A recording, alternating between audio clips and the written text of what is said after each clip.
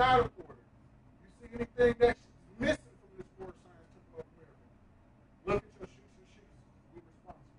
I give honors to all members, guests, well wishers, and supporters of this great Moorish Science Temple of America. And I greet you in my native tongue, which simply means peace. Islam. I'd like to go to the holy ground of the Moorish Science Temple of America, divinely prepared by the noble prophet Drew Alwood.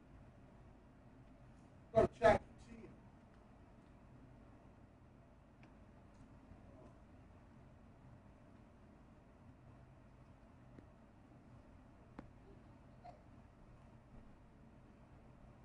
Page 16. Jesus spake on the unity of Allah and man to the Hindus. Jesus taught and traveled in the farther east. He's now traveling in the farther east, and he's teaching lessons everywhere he goes. Some people are going to appreciate his lessons. Other people are going to want to fight him for his lessons. And we got to remember, he was just about 12 years old at this time. Benares is the sacred city of the Brahmins. And in Benares, Jesus taught. Udraka was his host. Udraka made a feast in honor of his guests.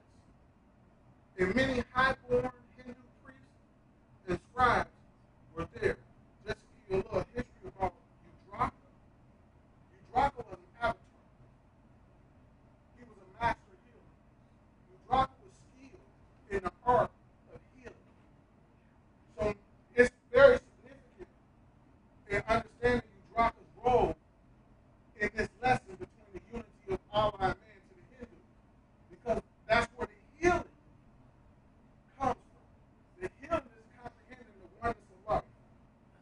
And Jesus said to them with much delight, I speak to you concerning life, the brotherhood of life. The universal Allah is one, yet he is more than one. All things are one.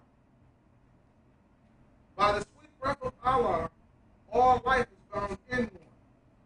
So if you touch a fiber of the living thing, you send a thrill from the center to the outer bounds of life. And when you crush beneath your feet the meanest worm, you cause the sword of life to tremble in its sheath.